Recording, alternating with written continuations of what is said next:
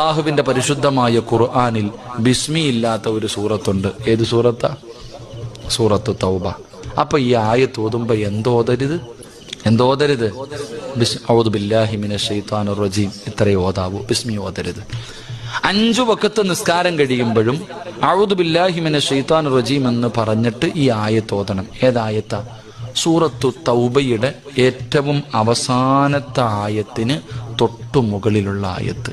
ലഖദ് ജാഅക്കും റസൂലും മിൻ അൻഫുസിക്കും അസീസുൻ അലൈഹി മാ അനിത്തുൻ ഹരീസുൻ അലൈക്കും ബിൽ മുഅ്മിനീന റഊഫുർ റഹീം. ഇന്നല്ല നാളെ സുബഹി നമസ്കാരം കഴിഞ്ഞത് മുതൽ എല്ലാവരും ഓതി തുടങ്ങ്. എന്നെങ്കിലും ഒരിക്കൽ മുത്തുനബി നമ്മളെ കാണാൻ വരും. അള്ളാഹു ഭാഗ്യം തരുമാറാ. അള്ളാഹുവിന്റെ പരിശുദ്ധമായ ഖുർആനിൽ ബിസ്മി ഇല്ലാത്ത ഒരു സൂറത്തുണ്ട്. ഏത് സൂറത്താ? സൂറത്തു തൗബ. അപ്പൊ ഈ ആയത്ത് ഓതുമ്പോ എന്തോതരുത്? ഔദു ബില്ലാഹി മിനശ് ശൈത്വാനിർ റജീം ഇത്രയേ ഓതാവൂ, ബിസ്മി ഓതരുത്. 5 വഖത്ത് നിസ്കാരം കഴിയുമ്പോഴും ഔദു ബില്ലാഹി മിനശ് ശൈത്വാനിർ റജീം എന്ന് പറഞ്ഞിട്ട് ഈ ആയത്ത് ഓതണം. ഏതായത്താ? സൂറത്തു തൗബയുടെ